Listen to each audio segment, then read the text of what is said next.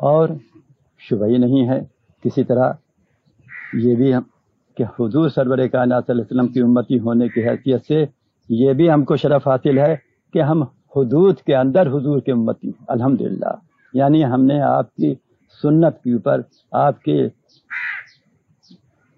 تعلیمات کے اوپر کسی چیز کا اضافہ نہیں کیا ہے. یعنی بدعات سے ہم لوگ محفوظ ہیں. بہت بڑی نعمت ہے، بڑی دولت ہے. ہاں یہ کہ ہم اتباع سنت محبوب نبی صلی اللہ علیہ وسلم کا حق ادا نہیں کر پاتے، کوتاہی ہے، تو کوتاہی کی تلافی تو توبہ استغفار سے ندامت سے ہو جاتی ہے. لیکن اگر خدا نخواستہ ہمارے آپ کے مزاج میں غلو ہوتا تو اس سے توبہ نصیب نہیں، کیونکہ ہم اس کو اچھا سمجھتے، کار خیر سمجھتے، ثواب کا ثواب سمجھتے اور اسی میں مبتلا رہتے. اور حضور سرور کائنات سردار دو عالم محبوب رب العالمین صلی اللہ علیہ وسلم کی سنت سے جس نے ذرا بھی تجاوز کیا وہ محروم ہی رہا ہوگا. دری راہ شیخ سعدی صاحب کا شعر ہے، دری راہ نہیں،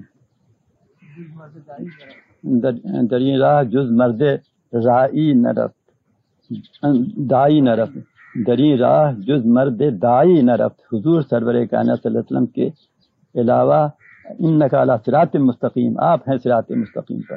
گما شد کہ دنبالے رائی نہ رفت، وہ بھیڑیں بکریاں بچھڑ جاتی ہیں، بھیڑیا کھا لیتا ہے جو اپنے چرواہے کے پیچھے پیچھے نہ چلیں. بصدق و صفا کوش زہد و ورا ولیکن میغزائے بر مصطفیٰ. لیکن خوب یاد رکھو، چاہے جتنے صوفی بننا چاہو، چاہے جتنے اللہ والے بننا چاہو، خبردار ایک سرے منہ فرق نہ کرنا، حضور سرور کائنات صلی اللہ علیہ وسلم کی باندھی ہوئی حدودوں کے سے آگے نہ بڑھنا. ہاں بس زہد و ورا کوش اور صدق و صفا، یعنی یہ تصوف سب ولیکن میغزائے بر مصطفیٰ. خلاف مپندار سادی کے راہ صفا توا یافت جز در پہ مصطفیٰ. یہ چاہے جتنے اللہ والے بننا چاہو، چاہے جتنی تسبیحات لو، چاہے جتنے مجاہدے کرو، چاہے جتنی ریاضتیں کرو، چاہے جتنے چلے کھینچو، صوفی بننا چاہو، صوفی تو نہیں بن سکتے. مپندار سادی کے راہ صفا توا یافت جز در پہ مصطفیٰ. حضور سرور کائنات صلی اللہ علیہ وسلم کی اتباع کرنا عین تصوف، عین درویشی، عین فقیر، تمام کمالات ہی. مپندار سادی کے راہ صفا توا یافت جز در پہ مصطفیٰ. خلاف پیمبر کسے رہ گزید کہ ہرگز و منزل نہ، کہ ہرگز و منزل نہ. چاہے عمر بھر سر پٹکتا رہ جائے ریاضتوں میں، تہجد میں، اوراد میں، وظائف میں، چاہے جو کچھ سرگردانی کرے، اللہ کا تعلق صحیح نہیں پیدا ہوتا. جس نے حضور سے انحراف کیا کوئی اتنی ہی زیادہ اس نے اللہ تعالیٰ کے تعلق سے انحراف کیا. تو بڑی خیریت اسی میں ہے کہ حضور کی بتائی ہوئی حدود کے اندر رہو. اللہ کا شکر احسان ہے کہ ہم لوگ صحیح العقیدہ ہیں. ہمارے مزاج میں، ہمارے مذاق میں بدعات شامل نہیں ہے، غلو شامل نہیں ہے. اگر شامل ہونا چاہیے کوئی چیز ہماری اعتبارات و طاعت میں تو وہ ندامت ہے اور کوتاہی کا اعتراف ہے کہ اللہ ہم سے بن نہیں پڑتا اتباع سنت، اتباع شریف. یا اللہ ہم پہ رحم کیجیے، ہمیں توفیق دیجیے. یہ تو ہو سکتا ہے.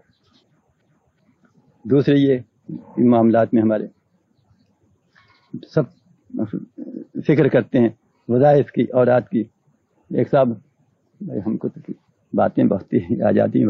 ایک صاحب آئے ہمارے پاس حاجی میں، کہنے لگے ہم فلاں صاحب سے مرید ہیں، بیت ہیں، اور یہ ہمارے وظائف ہیں، یہ ہمارے اوراد ہیں، یہ ہمارے حالات ہیں. یہ تو بہت سی فہرست تھی، لیکن وضع قطع سب غیر مسلمان ہیں. آج کل اللہ معاف کرے شیطان نے ایسے ایسے جال پھیلائے ہیں کہ ایسے پیروں کے مرید ہو جاتے ہیں کہ جو خود پیر صاحب جو نہ شریعت جانے نہ سنت جانے، ان سے کچھ بھی نہیں معلوم، نہ طریقت جانے، محض ایک فریب کاری کے لیے بیٹھ جاتے ہیں اور دوسروں کو بھی گمراہ کرتے ہیں، خود بھی گمراہ ہوتے ہیں. تو کیا کرتے ہیں کہ سب اوراد و وظائف پہ ڈال دیتے ہیں سارے مدار. یہ نہیں دیکھتے کہ تم حقوق واجبہ بھی ادا کرتے ہو کہ نہیں، اہل ویال کے، اپنے بیوی کے، اپنے ہو. بے پرواہی اس طرف سے متقی ہیں، پرہیزگار ہیں، لیکن ان حقوق واجبات سے جو اللہ تعالیٰ نے ہم پر فرض کیے ہیں ان سے غفلت ہے.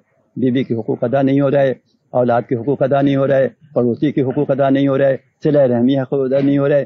یہ لے کے جا رہے ہو، سرمایہ حق ادا ایک بھی نہیں کر رہے ہو، اور تہجد اپنے لے کے جاؤ گے، نوافل کوئی بھی وزن نہیں، اس کا کوئی بھی قدر نہیں. جو اللہ نے حکم دیا ہے جو واجبات ہیں، جن پر فرائض ہیں، ان کا وبال لے کے جانا ہے۔ تو بھائی کیا ہو رہا ہے؟ تو بہت تہجد کام نہیں آتی۔ ایک بھی عمر بھر کوئی شخص اپنے مشاغل میں، جو مشاغل اس کے ذمے ہیں، فرائض و واجبات کی ادائیگی کی ادا کرتے رہے، اور کوئی نفل بھی نہ پڑھے، اور کوئی بھی اسے یہ اس قسم کے مباحات میں جو مستحبات میں ثواب ہیں، فضائل ہیں، کچھ نہیں، کوئی پرسش نہیں ہوگی۔ پرسش ہوگی اگر ایک حق واجبی رہ جائے گا، اس پہ سوال ہوگا۔ جو اللہ تعالیٰ نے فرائض واجبات ہم پر عائد کیے ہیں، اہل حقوق کے، صلہ رحمی کے، اس پر سوال ہوگا تم نے کیوں نہیں صلہ رحمی ادا نہیں کیا؟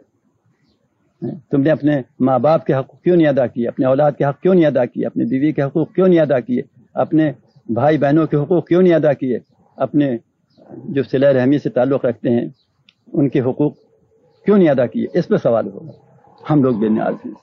تو بھائی اس پر ایک نظر ڈالنا ہے اور جائزہ لینا ہے کہ دیکھو کہ جو ارے بھائی نوافل کو تو بعد میں دیکھنا، پہلے تو یہ دیکھو کہ یہ مکان کی بنیاد جو کھود رہے ہو، اس میں جو کچھ ڈال رہے ہو، یہ ایمان کی تقویت کا، اب اس پہ در و دیوار بنیں گے تو در و دیوار بنیں گے اور اس پہ چھت پڑے گی، تو یہ تو سب ٹھیک ہو گیا، ایک اسٹرکچر ہو گیا مکان کا، لیکن اس کے اندر اب نقش و نگار ہے، آرائش ہے، زیبائش ہے، موزیک ہے، یہ ہے وہ، یہ تو بعد کی باتیں ہیں۔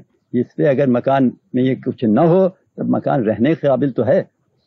تو یہ نوافل، مستحبات اور یہ فضائل، یہ سب نقش و نگار بنانے والی چیزیں ہیں، ایمان کے اندر ایک جلا پیدا کرنے والی چیزیں ہیں۔ ان سے ایمان اور ہمارے اعمال میں جلا پیدا ہوتی ہے، لیکن جلا تو اس وقت پیدا ہوگی جب اعمال بذات خود بھی تو موجود ہوں۔ جلا کس چیز میں پیدا ہو؟